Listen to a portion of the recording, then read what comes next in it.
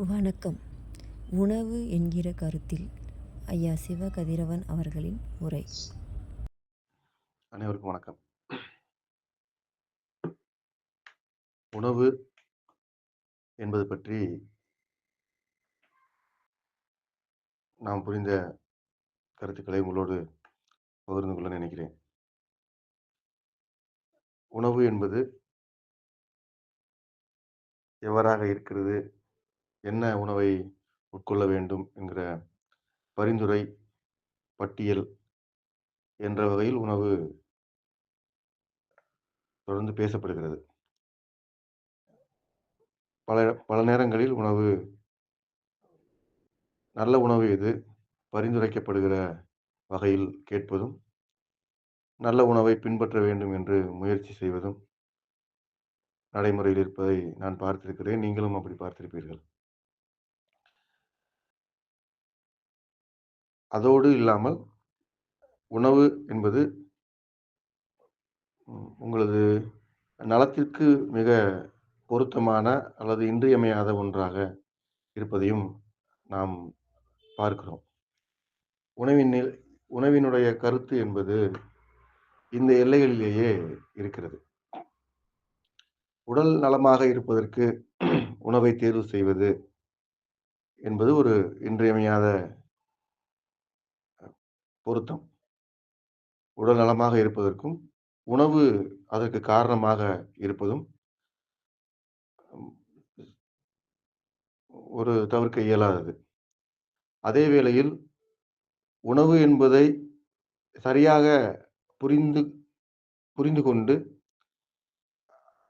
அதன் பொருட்டு நலம் என்று நாடுகிறோமா என்பது இந்த உணவு என்கிற தலைப்பை பேசுவதற்கு, இந்த கருத்தை உங்களோடு பகிர்ந்து கொள்வதற்கு காரணமாக இருக்கிறது. கேள்வி மிகவும் எளிமையானதுதான். நீங்கள் நலமாக இருப்பதற்கு உணவு அவசியமானது என்பதில் மாற்று கருத்து இல்லை. ஆனால் எந்த புரிதலில் நீங்கள் உணவை தேர்வு செய்கிறீர்கள் என்பதிலிருந்து நலம் என்பது எட்டப்படக்கூடியதாக இருக்கிறது. உணவை பற்றி ஒரு தெளிந்த பார்வையை ஒரு வரியில் சொல்ல முடியும் என்றாலும், ஒரு சில நினைவூட்டலுக்காக சில பகுதிகளை உணவு பற்றி உங்களுக்கு விளக்கிவிட்டு, நான் உணவு பற்றி சில துல்லியமான கருத்துக்களை உங்களோடு பகிர்ந்து கொள்ள விரும்புகிறேன். உணவு இன்று நடைமுறையில் ஒரு வணிக பண்டமாக மாறிவிட்டது. உணவு வணிக பண்டமாக மாறுவதற்கு அடிப்படையாக இருக்கிற காரணங்களில் முதன்மையான காரணம், உணவை பற்றி உங்களுக்கு எதுவுமே தெரிவதில்லை. இங்கு இருக்கிற உணவை 3 வேளை 4 வேளை உட்கொள்கிற ஒருவருக்கு கூட உணவை பற்றி ஒரு தெளிந்த பார்வையும் பொறுப்பும் இருப்பதாக நம்மால் காண முடியவில்லை. இந்த காரணத்தின் பொருட்டே உணவு என்பது இன்று விற்பனையில் கொடிகட்டி பறக்கிற துறையாக மாறிவிட்டது. உணவை எப்போது உட்கொள்வது என்பதும், எந்த உணவை உட்கொள்வது என்பதும், ஏன் உணவை உட்கொள்ள வேண்டும் என்கிற ஆழமான கருத்துக்கள் எல்லாம் ஒரு புறம் இருந்தால் கூட, அடிப்படையில் உணவிற்கும் உடலுக்கும் இருக்கிற உறவு என்ன, எப்போது உடல் உணவை கேட்கிறது, எவ்வாறு கேட்கிறது என்பது பற்றி நமக்கு தெரியவில்லை. இந்த காரணமே உணவிற்கும் நமக்குமான இடைவெளியை பெரும் வணிகமாக மாறுவதற்கு இடம் கொடுப்பதாக உருவாகி இருக்கிறது. எனவே இந்த வணிக உணவு விற்பனை சூழல் என்பது உருவாவதற்கு மிக முக்கியமான காரணம் நாம் தான். நமது உணவு பற்றிய பார்வை இன்மை, நமது உணவு பற்றிய தெளிவின்மை, நமக்கு இருக்கிற உணவு பற்றிய பற்றாக்குறையான புரிதல் போன்றவைதான் உணவினுடைய வணிக நிலைக்கு காரணமாக இருக்கிறது என்பது நாம் மறுக்க முடியாத நடப்பு. நமக்கு ஏன் உணவை பற்றி தெரியவில்லை? நமக்கு ஏன் பசியை பற்றி தெரியவில்லை? என்றால் இன்று நாம் உணவிற்குள்ளேயே நிறைந்து வசிக்கிறோம், வாழ்கிறோம். நம்மைச் சுற்றி எ எப்போது பசிக்கும் என்று தேடி திரும்ப முடியாத அளவிற்கு உணவினுடைய செல்வாக்கு என்பது இருக்கிறது. எல்லா வகைகளிலும் நாம் உணவு பெற்றவர்களாக இருக்கிறோம். அது அரசியல் ரீதியாக அரசு இயந்திரத்தினுடைய அ புள்ளிவிவரங்களின் அடிப்படையில் உணவு பற்றாக்குறை என்பது நிலவுகிறது என்கிற அந்த கண்ணோட்டத்தில் இந்த உரையை நீங்கள் புரிந்து கொள்ளக்கூடாது. அடிப்படையில் ஒரு மனிதனுக்கு உணவு பற்றிய பார்வை என்பது இல்லை. ஒரு மனிதன் இரவு உணவு இல்லாமல் இருக்கிறான். ஒரு குழு, ஒரு தேசிய குழு, ஒரு தேசியத்தில் இருக்கக்கூடிய ஒரு இனக்குழு அல்லது சமூக வாழ்க்கையில் ஈடுபட்டிருக்கிற சமூக வாழ்வியலில் ஈடுபட்டிருக்கிற மனித கூட்டம் உணவில்லாமல் உணவு பற்றாக்குறையோடு இருக்கிறது என்கிற அரசியல் புள்ளிவிவரத்தோடு இவற்றை பார்க்கக்கூடாது என்று நான் சொல்வதற்கு மிக முக்கியமான காரணம், உணவு முழுமையாக கிடைத்தால் கூட, இங்கு இருக்கிற ஒவ்வொருவருக்கும் உணவு பற்றி, உணவு உட்கொள்ளும் முறைகள் பற்றி, பசி என்கிற உடல் மாற்றம் பற்றி இருக்கிற புரிதல் என்ன என்பதுதான். உங்களுக்கு பசி என்பது என்னவென்றே தெரியாத ஒரு வாழ்க்கை முறையை நீங்கள் பெற்றுக்கொண்ட பிறகு, உங்களுக்கு உணவு கிடைக்கிறது, கிடைக்கவில்லை என்பது 2ஆம் நிலையில் விவாதிக்கப்பட வேண்டிய விவாதம். அடிப்படையில் உங்களுக்கு பசி பற்றி, உணவு உட்கொள்ளும் முறை பற்றி, உணவு தேவைப்படுகிற அறிவிப்பு பற்றி எதுவுமே தெரியவில்லை என்பதை நாம் நான் பார்க்கிறேன்.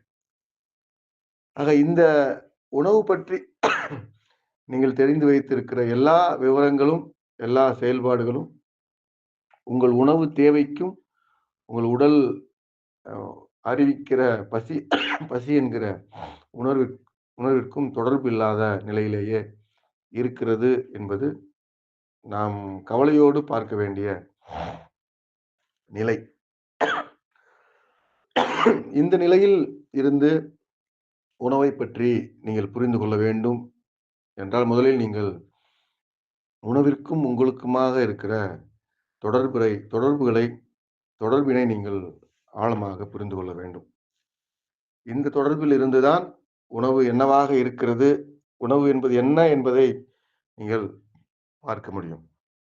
அடிப்படையில் உங்களுக்கு சக்தி, ஆற்றல் தருகிற ஒரு பொருள் உணவு என்கிற ஒரு தர்க்கம் இருக்கிறது. அது ஒரு தர்க்கம். உணவு என்ன வேலை செய்யும் என்று பகுத்தறிவாளர்களும், அறிவாளிகளும், விஞ்ஞானிகளும், உணவு பற்றி ஆய்வு செய்கிற ஆய்வாளர்களும், உணவு ஒரு மனிதனுக்கு இன்னென்ன வகையிலான ஆற்றலை வழங்குகிறது என்று பட்டியல் அறிவிக்கிறார்கள்.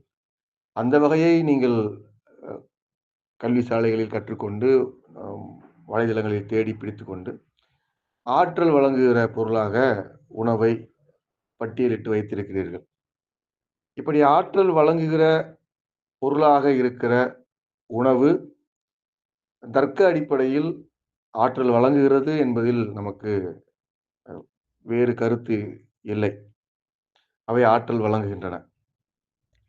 இன்னும் மெய்யியல் சார்ந்த அறிவாளிகள் ஆற்றல்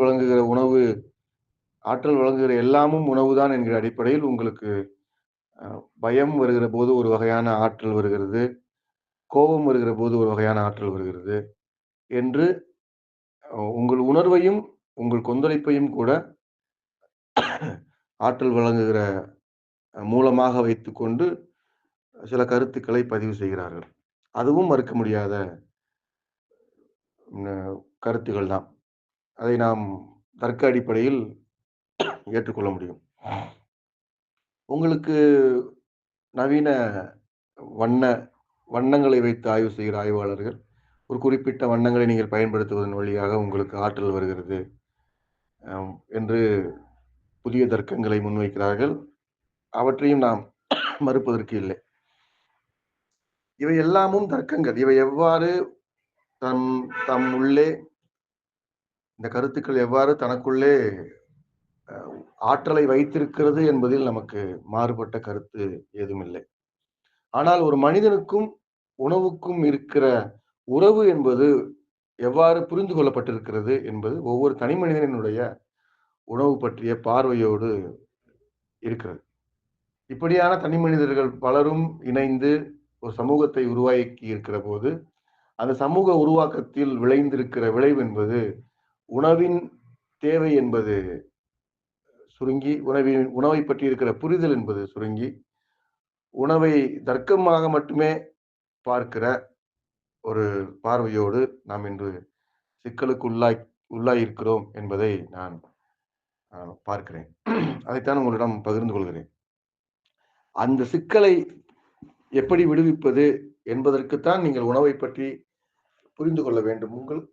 உங்களுக்கான உணவை பற்றி நீங்கள் புரிந்து கொள்ள வேண்டும் என்று நான் கூறுவதற்கு காரணம், தர்க்கங்களின் அடிப்படையில் நீங்கள் உணவை இதுவரை புரிந்து வைத்திருக்கிறீர்கள். சமூகத்தின் கூட்டு செயல்பாடு வழியாக, தரவுகளின் வழியாக, விஞ்ஞானிகளின் ஆரவாரங்களின் வழியாக, ஆர்ப்பரிப்புகளின் வழியாக உணவை பற்றிய தர்க்கங்களை வைத்துக்கொண்டு உணவை நீங்கள் உட்கொள்கிறீர்கள் என்பதை பார்த்து இந்த செய்தியை நான் உங்களோடு பகிர்ந்து கொள்கிறேன். உணவு என்பது பற்றி உங்களுக்கு புரிதலோடு நீங்கள் ஒன்றை தெரிந்து கொள்ள வேண்டும் என்பது எனது கருத்து. மெய்யாகவே உணவு எப்படியாக இருக்கிறது என்பது இன்று நாம் பட்டியல்களின் அடிப்படையிலும் அல்லது மருத்துவர்களினுடைய ஆலோசனையின் பேரிலேயே முடிவு செய்வதாக இருப்பதற்குள் இருக்கிற வேறொரு பகுதி, உங்கள் உடல் பற்றி உங்களுக்கு தெரியவில்லை. உணவு எப்படி ஒரு இடைவெளியோடு வணிகமாக மாறி இருக்கிறதோ, மாறிக்கொண்டிருக்கிறதோ, அதே வகையிலேயே உடல் பற்றிய அறிவும், உடல் பற்றிய வழிகாட்டுதல்களும் இன்று வணிகமாக மாறிக்கொண்டிருக்கிற சூழலில், உடலை பற்றியும் நமக்கு தெரியவில்லை.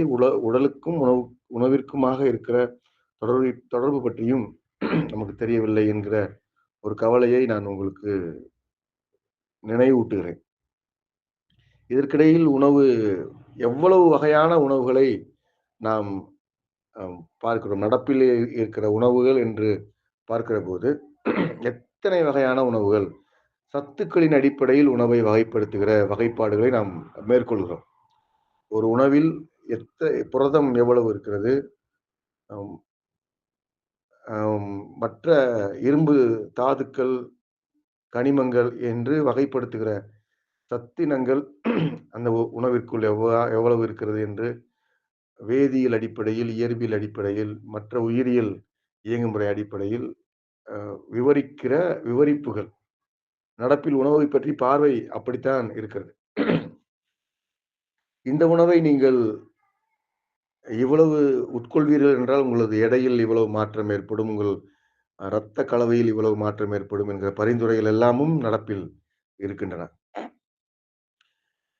இதை போல ஒரு குறிப்பிட்ட வாழ்நிலையில் வாழ்கிறவர்கள் உணவை கூட்டுவதற்கும் குறைப்பதற்கும் பின்பற்றுகிற உணவு பட்டியல் முறைகள். நீங்கள் உடல் மெலிவாக இருப்பீர்கள் என்றால் இந்த உணவை உட்கொண்டு உங்கள் உடல் மெலிவை பூர்த்தி செய்து கொள்ளலாம் என்று கூறுகிற பரிந்துரைகள். அல்லது நீங்கள் உடல் பருமனாக இருப்பீர்கள் என்று சொன்னால் இந்த உணவுகளை நீங்கள் உட்கொண்டு அல்லது இந்த உணவுகளை நீங்கள் குறைத்து கொண்டு உங்கள் உடல் பருமனை குறைத்து கொள்ளலாம் என்று பரிந்துரைக்கப்படுகிற பரிந்துரைகள் என்றவாறு உணவு பற்றிய பரிந்துரைகள், உணவு பற்றிய பார்வையின்மையில் நாம் பார்க்கிறோம். உணவு பற்றிய பார்வையின்மையினால் நாம் கடந்து வருகிறோம். இது தவிர மருத்துவ கூடங்களில் அல்லது ஆய்வு கூடங்களில், நவீன உணவு பற்றிய ஆய்வு முறைகளில் சத்தான உணவு, சரிவிகிதமான உணவு, தனிச்சீர் உணவு, சமச்சீர் உணவு என்று உணவை பற்றி பட்டியல்கள், பரிந்துரைகள் இருக்கின்றன. தனிச்சீர் உணவிற்கும் சமச்சீர் உணவிற்கும் இருக்கிற வேறுபாடு என்ன என்று பார்க்கப்படுகிற பார்வைகள், அப்படியான ஆய்வுகளை கூட நான் படித்திருக்கிறேன். இவை எல்லாமும் உணவை பற்றிய விவரங்களை உள்ளடக்கமாக வைத்திருக்கின்றன. ஒரு மனிதன் உணவை பற்றி பார்ப்பதற்குரிய பார்வையை இவை எவ்வாறு வழங்குகின்றன என்பது அடிப்படையில் மாற்றத்திற்கு உள்ளாகாத கேள்வி. இந்த மாற்றத்திற்கு உள்ளாகாத கேள்வியாக இருக்கிற உணவு பற்றிய தகவல்கள் எல்லாமும் மனிதனுக்கு உ உணவைப் பற்றி தருகிற புரிதல் என்ன என்பதுதான் அந்த கேள்வி. உணவைப் பற்றி ஒரு புரிதல் இல்லாமல், எனக்கான உணவு எது? எனக்கு எப்போது பசிக்கிறது? அல்லது பசிக்கிறபோது, பசிப்பதாக நான் கருதுகிறபோது கூட கருதுவதாக வைத்துக் கொண்டாலும் கூட, பசிக்கிறது மாதிரி நான் கருதுகிறேன் என்று வைத்துக் கொண்டாலும் கூட, அந்த காலகட்டத்தில் நான் உண்கிற உணவு என்ன என்பது பற்றி எனக்கு ஒரு புரிதல் அவசியம். இந்த அவசியத்தின் அடிப்படையில் பார்க்காத உணவு முறைகள், பரிந்துரைகள் எவ்வளவு விளைவுகளை ஏற்படுத்திக் கொண்டிருக்கின்றன என்று நாம் இன்று பார்க்கிறோம். இன்று நோய் நோய் இவ்வளவு பரவலாக தீர்க்க முடியாத பல நோய்கள் உருவாகியிருப்பதற்கு காரணமாக சொல்லப்படுகிற புள்ளி விவரங்களும், கணக்குகளும் முன்வைக்கிற காரணங்களில் மிக முதன்மையாக இருப்பது உணவு. உணவினுடைய உணவின் மீது உட்கொள்வோருக்கு இருக்கிற கவனக்குறைவு, அந்த உணவு அவருக்கு நோயை உண்டாக்குகிற ஒன்றாக இருக்கிறது. இந்த இந்த புரிதலின்மை உணவிற்கு அல்லது உணவு உண்பதற்கு உள்ளடக்கமாக இருக்கிற கருத்தின் மீது என்ன வினையாற்றுகிறது என்பதை நீங்கள் புரிந்து கொள்ள வேண்டும். இவ்வளவு விளைவுகள் வந்திருக்கின்றன. நவீனமாக வருகிற பன்னாட்டு உணவுகளினுடைய வருகைக்கு பிறகு, குறிப்பாக பொரித்த மாமிச உணவுகள், நவீன அங்கக உணவுகள், அட்டை பெட்டிகளில் அடைத்து சந்தைக்கு வருகிற உணவுகள், 2 நிமிடம், 3 நிமிட கால இடைவெளியில் உற்பத்தி செய்ய முடியும், உணவாக மாற்ற முடியும் என்கிற தன்மையில் இருக்கிற உணவுகள் என்று உணவினுடைய பட்டியலை விரிவாக பேச முடியும். இவ்வளவு உணவுகளும் சந்தையில் கிடைக்கின்றன. இந்த உணவுகள் உங்களுக்குள் நடத்தி இருக்கிற சிக்கல் என்ன? உங்களுக்குள் உருவாக்கி இருக்கிற சிக்கல் என்ன என்பதை நீங்கள் பார்க்க வேண்டும் என்பது நான் உங்களிடம் கேட்கிறேன், நினைவுபடுத்துகிறேன். இவையெல்லாம் நீங்கள் உணவை பற்றி வைத்திருக்கிற தர்க்கங்கள் உருவாக்கிய சிக்கல்கள். அடிப்படையில் உணவு என்றால் என்ன? உணவினுடைய தன்மை என்ன? உணவு என்ன செய்கிறது? அல்லது உணவு என்ன செய்ய வேண்டும் என்கிற பார்வையின்மையால், அல்லது இவை குறித்த வேறொரு போதாமையான தர்க்கங்களினால் இந்த உணவு சந்தைக்கு வந்திருக்கிறது. இந்த உணவு உங்களை உண்டு இருக்கிறது. உங்களை உண்டு செரித்து உங்களுக்கு நோய்களை வழங்க இருக்கின்றன என்பதை நீங்கள் பார்க்கத்தான் வேண்டும். இந்த அடிப்படையில் உணவின் மீது நமக்கு இருக்கிற புரிதலின்மையை நீங்கள் பார்த்தால் மட்டும்தான், உணவு சிக்கலாக இருக்கிறது என்பதை உணர்ந்தால் மட்டும்தான், உணவு சிக்கலிலிருந்து நான் விடுதலை பெற வேண்டும் என்று நீங்கள் விரும்பினால் மட்டும்தான், உணவை பற்றிய ஒரு புரிதலோடு நீங்கள் உணவிற்கு பக்கத்தில் செல்ல முடியும். இல்லையென்றால் நீங்கள் எவ்வளவு உயர்வான உணவை உட்கொண்டாலும் கூட, எவ்வளவு இனிமையான உணவை எடுத்துக்கொண்டாலும் கூட, எவ்வளவு தரமான உணவை நீங்கள் எடுத்துக்கொண்டாலும் கூட, உணவின் மீது உங்களுக்கு இருக்கிற புரிதலின்மையின் காரணமாக உணவு உங்களுக்கு அந்நியமான பொருளாகவே இருக்கும். மரபு சார்ந்த உணவு முறைகள் என்று இதற்கு மாற்றாக சொல்வது ஒரு புறம் நடக்கிறது. இதுவும் கூட நான் பார்த்த அளவில் ஒரு எதிர் திசையான கருத்தாக்கமாகத்தான் இருக்கிறது. ஒன்று, உணவை மோசமாக உட்கொள்வது, மோசமான உணவு பழக்கத்தின் காரணமாக மோசமான நோய் விளைவுகள் ஏற்படுகின்றன என்பதை பார்ப்பது, பின்பு அவற்றுக்கு நேர் எதிராக ஒரு சித்தாந்தத்தை மரபு என்கிற பெயரில் பிடித்துக்கொண்டு எல்லா உணவுகளையும் கைவிடுவது என்று உங்களது உணவு பழக்கம் சமமற்று இருப்பதையும் நான் பார்க்கிறேன். இவை 2ம் தவறான போக்கு. நீங்கள் உணவு புரிதலோடு ஒன்றை அணுக வேண்டும் என்பதுதான் அடிப்படையில் உணவைப் பற்றி நீங்கள் தெரிந்து கொள்ள வேண்டிய, நகர்ந்து நிற்க வேண்டிய இடமாக நான் கருதுகிறேன். கிடைக்கிற உணவை தர்க்கங்களின் அடிப்படையில் அள்ளி நிரப்பிக் கொள்வதும், அதன் விளைவாக நோய்கள் பெருகிவிட்டன என்று எல்லா உணவுகளையும் கைவிட்டு நீண்ட நாட்களுக்கு தண்ணீரை மட்டும் குடித்துக் கொள்வது, பழச்சாறுகளை மட்டும் குடித்துக் கொள்வது அல்லது பட்டினியாக கிடப்பது என்பதும் அடிப்படையில் ஒரே நிலையைத்தான் ஒரே நிலையில் தான் இருக்கின்றன. அவை ஒரே விளைவுகளை தான் ஏற்படுத்துகின்றன. உங்கள் உடல் நலம் அல்லது உங்களது உணவு பற்றிய நலம் என்பது எதிலிருந்து துவங்குகிறது என்றால், உணவு என்பது என்ன? உணவிற்கும் உங்களுக்குமாக இருக்கிற உறவு என்ன என்பதை புரிந்து கொள்வதின் வழியாகவே அது துவங்குகிறது.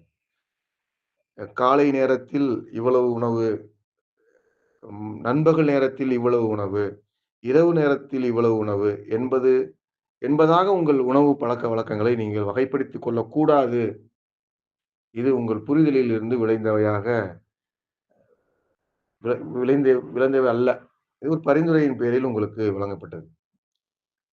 ஒரு நாளில் இவ்வளவு அதிகமாக உண்ண வேண்டிய உணவு எது? குறைவாக உண்ண வேண்டிய உணவு எது? மிகக் குறைவாக உண்ண வேண்டிய உணவு எது? என்று ஒரு உணவு பற்றிய முக்கோண படங்களை நீங்கள் இப்போது கூட வலைதளங்களில் பார்க்க முடியும். இந்த வகைகளில் உணவை உண்டால் உணவு உங்களுக்கு உகந்ததாக இருக்குமா என்றால், அப்படியெல்லாம் உணவு உகந்ததாக இருக்காது. நீங்கள் உணவினுடைய தன்மையை அல்லது உணவின் உள் இருக்கிற நலத்தை நீங்கள் முழுமையாக புரிந்து கொள்வதின் வழியாக மட்டுமே உணவு உங்களுக்கு உகந்ததாக மாறுகிறதா, இல்லையா என்பதை தீர்மானிக்க முடியும் என்று நான் உங்களுக்கு அழுத்தி மீண்டும் மீண்டும் அழுத்தி சொல்ல விரும்புகிறேன்.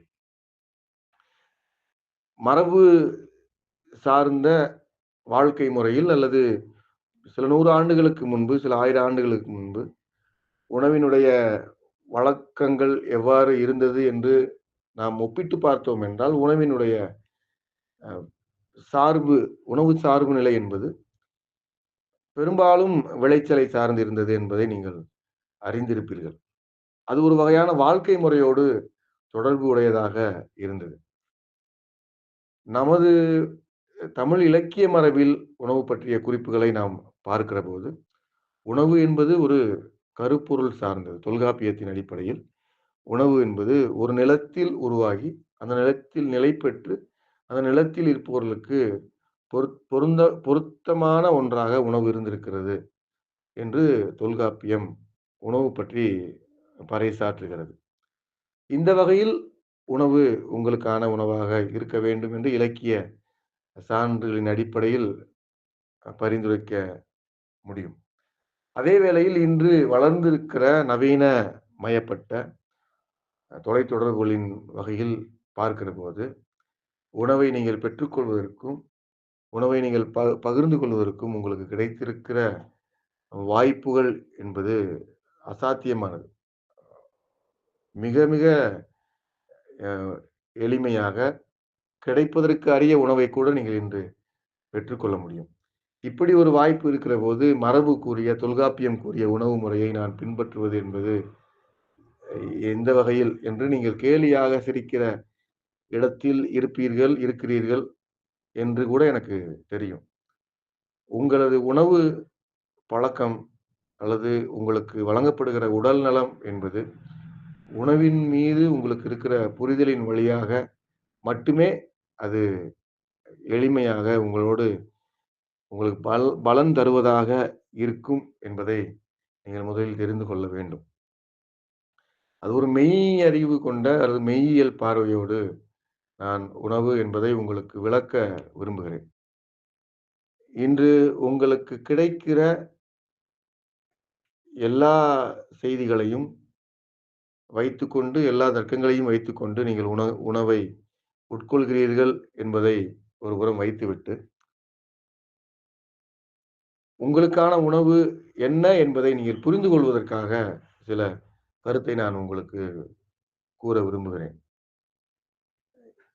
எனக்கான உணவு என்ன என்பதை நீங்கள் தெரிந்து கொள்ள வேண்டும் என்று நினைப்பீர்கள் என்றால், முதலில் இந்த தகவல்களின் அடிப்படையில் இருக்கிற எல்லா எல்லாவற்றையும் நீங்கள் புறந்தள்ள வேண்டும். இந்த சத்துக்களின் அடிப்படையில் இருக்கிற தர்க்கங்களை நீங்கள் புறந்தள்ள வேண்டும். இப்போது எனக்கு உணவு வேண்டும் என்று நீங்கள் முடிவு செய்வீர்கள் என்றால், உங்கள் உடல் சொல்லுகிற அறிகுறிகளின் அடிப்படையில் நீங்கள் உங்களது கவனத்தை குவித்து நிலை பெற வேண்டும் என்பதுதான் உணவு பற்றிய புரிதலை நீங்கள் பெற்றுக்கொள்வதற்கான வழி. நான் சான்றாக ஒன்றை விளக்குகிறேன். எனக்கு உணவு தேவைப்படுகிறது என்றவுடன் நான் ஒரு உணவு விடுதியை சிந்திக்கிறேன். இந்த உணவு விடுதியை ஏன் சிந்திக்கிறேன்? இந்த உணவு விடுதி நான் விரும்புகிற உணவை எனக்கு வழங்குகிறது. என் வீட்டிற்கு அருகே இருக்கிறது. இந்த உணவு விடுதியில் சமைக்கப்படுகிற உணவு ருசியானதாக, சுவை மிகுந்ததாக இருக்கும். இந்த உணவு விடுதியில் பரிமாறுகிற உணவு பதார்த்தங்கள் பரிமாறப்படுகிற போதே எனக்கு மிகுந்த உற்சாகத்தை கொடுக்கும் என புறநிலை காரணிகள் இவ்வளவு தர்க்கங்களை வைத்திருக்கிறது. இவ்வளவு புறநிலை காரணிகள் இருக்கின்றன. இவை எல்லாவற்றையும் நான் தனியே வைத்துவிட்டு, உணவு என்றவுடன் வெறுமனே உணவு என்று நான் பார்ப்பேன் என்றால், எனக்கு விருப்பமான உணவு விடுதி என்பது இருக்கக்கூடாது. அந்த உணவு எனக்கு விருப்பமான சுவையாக இருக்கக்கூடாது. அல்லது அந்த சுவையின் அடிப்படையில் நான் தேர்வு செய்யக்கூடாது. சுத்தமாக இருக்கிறது என்ற அடிப்படையில் அவற்றை தேர்வு செய்யக்கூடாது. இப்படி தர்க்கங்கள் ஏதும் இல்லாமல், தகவல்கள் ஏதும் இல்லாமல், நான் வெறுமனே உணவு என்றவுடன் எனக்குள் எழும்புகிற உணவை பற்றி இருக்கிற எல்லா கருத்துக்களையும் கைவிட்டு, எல்லா தர்க்கங்களையும் கைவிட்டு, காத்திருக்கிற போது மீதம் இருக்கிற உணவு பற்றிய தேடல் மட்டும் தான் எனக்கான உணவை வைத்திருக்கிற ஒரு கரு. இந்த வகையில் நீங்கள் உணவை தேர்வு செய்ய வேண்டும் என்பது மிக ஆழமான கருத்து. உணவை எனக்கு பசிக்கிறது என்ற உணர்வு உங்களுக்கு வந்தவுடன், நான் கண்டவரை பசிக்கிறது என்கிற உணர்வே பல நேரங்களில் கடிகார தர்க்கத்திலேயே உருவாகிறது. நேரம் எவ்வளவு காட்டப்படுகிறதோ, அந்த அடிப்படையில் உணவினுடைய தேவையை நீங்கள் உருவாக்கிக் கொள்கிறீர்கள். அது உங்கள் உடலின் பழக்கத்தின் காரணமாக உருவாகிறது. தொடர்ந்து உங்களுக்கு வசதியான, உங்களுக்கு தேவையான அல்லது உங்களுக்கு இசைவான பல காரியங்கள் உங்கள் உணவைச் சுற்றி கட்டமைக்கப்பட்டிருக்கின்றன. இத்தகைய கட்டமைப்புகளின் வழியாக, இத்தகைய தர்க்கங்களின் வழியாக, இத்தகைய தகவல் தொகுப்புகளின் வழியாகவே உங்களது உணவு என்பது உருவாகி இருக்கிறது. இந்த தகவல்களும், இந்த கட்டமைப்புகளும், இந்த தர்க்கங்களும் இல்லாத வெறும் பார்வையாக உணவை பற்றி உங்களால் பார்க்க முடியும் என்றால், அதுதான் உங்களுக்கான உணவு. அப்படித்தான் உங்கள் உணவை நீங்கள் தேர்வு செய்ய வேண்டும். ஏன் இவ்வளவு திருத்தமாக நீங்கள் உணவை தேர்வு செய்ய வேண்டும் என்று நான் உங்களுக்கு கூறுகிறேன் என்றால், எனக்கு தெரிந்து பசிக்கிற நிலையில் இருக்கிற ஒருவர், சூடான உணவை நான் உட்கொள்வதில்லை என்று சொல்வதை நான் பார்த்திருக்கிறேன்.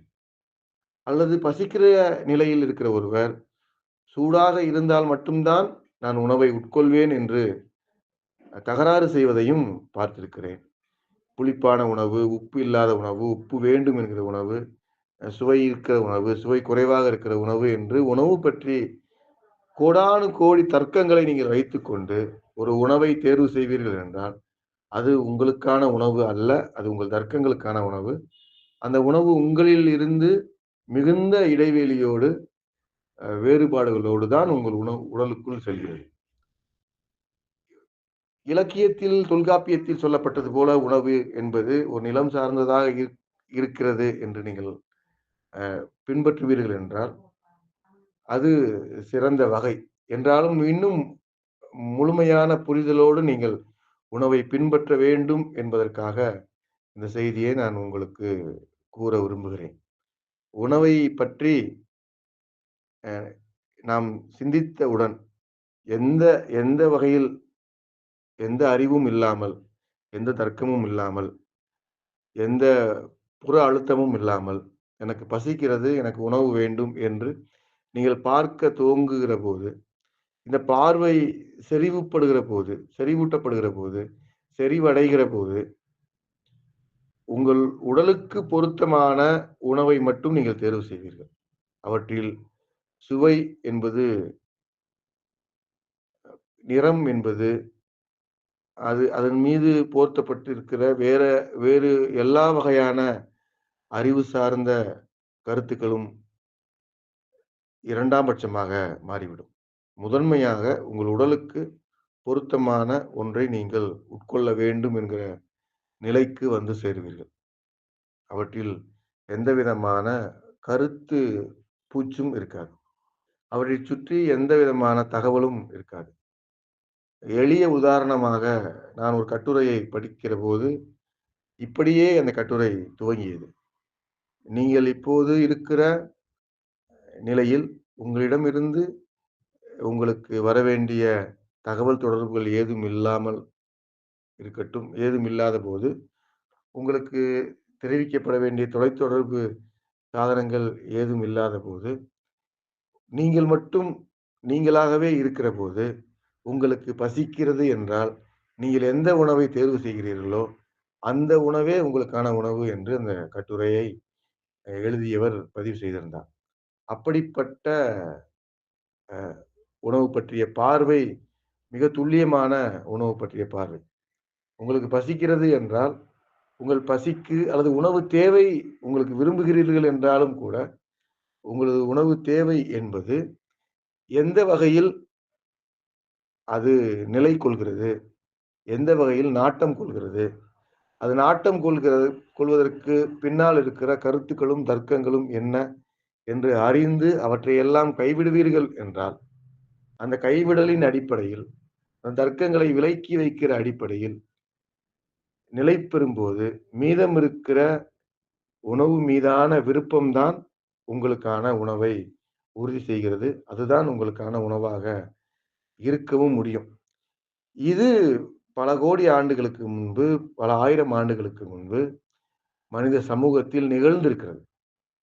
இப்படியான பார்வையோடு தகவல்கள் இல்லாமல், தொலைத்தொடர்பு சாதனங்கள் இல்லாமல், ஒரு மனிதன் தனக்கும் இயற்கைக்குமாக இருக்கிற நேரடி தொடர்பில், உணவு என்றவுடன் தன் உணவிற்கு, தன் தேவைக்கு பொருத்தமான, தன் பசிக்கு பொருத்தமான ஒன்றை வெளியில் பார்த்து நேரடியாக உட்கொள்கிற, கருத்துக்கள் ஏதும் இல்லாத நிலையில் நேரடியாக உட்கொள்கிற நிலையில் உணவானது உறுதி செய்யப்பட்டிருக்கிறது ஒரு சமூகத்திற்கு.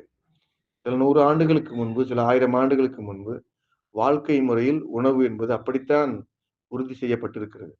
இந்த உறுதிப்பாட்டின் விளைவாக மனித சமூகம் உணவை உட்கொண்டிருக்கிறது. இன்று உட்கொள்கிற உணவு முறை என்பது அப்படிப்பட்டதாக இல்லை.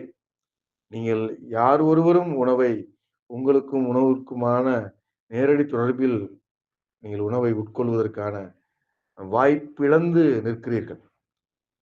இந்த சமூகம் அப்படித்தான் உங்களை நிறுத்தி இருக்கிறது. இந்த சமூக கோட்பாடுகள் அப்படித்தான் நிறுத்தி இருக்கிறது.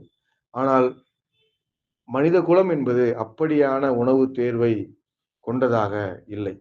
மனிதனுக்கு எந்த வர்ணமும் இல்லாமல், எந்த சிந்தனையும் இல்லாமல், தன் தேவைக்குரிய உணவை, தன் பசி உணர்வில் இருந்து நேரடியாக தேர்வு செய்து கொள்கிற வாய்ப்போடு, புத்திசாலித்தனத்தோடு இருந்திருக்கிறார்கள். அந்த வாய்ப்பும், புத்திசாலித்தனத்தையும் பெற்றுக்கொள்வதற்காகத்தான் நான் அந்த கட்டுரையை மேற்கோள் காட்டி உங்களுக்கு நினைவுபடுத்தினேன். உங்களது உணவு என்பது உங்களுக்கு ஏற்படுகிற உணர்வு எழுச்சியில், உணர்வு நிலையில் மையம் கொண்டதாக இருக்க வேண்டும். அந்த புரிதலில் இருந்து நீங்கள் உணவை தேர்வு செய்ய வேண்டும். எந்த தகவலின் அடிப்படையில், எந்த தர்க்கங்களின் அடிப்படையில், எந்த சுவை நினைவின் அடிப்படையில் நீங்க தேர்வு செய்வீர்கள் என்றால், அது உங்களுக்கான உணவு அல்ல. அது உணவே அல்ல. அது தர்க்கத்திற்குரியது. இந்த புரிதலோடு உங்கள் உணவு தேர்வு என்பது அமைய வேண்டும். உங்கள் உணவு தேர்வினுடைய செறிவு என்பது இப்படியாக அமையும் என்றால், ஒரு செறிவான உணவை, உங்களுக்கான உணவை, நலம் தருகிற உணவை நீங்கள் தேர்வு செய்ய முடியும் என்று நான் கருதுகிறேன். தொடர்ந்து பேசுவோம்.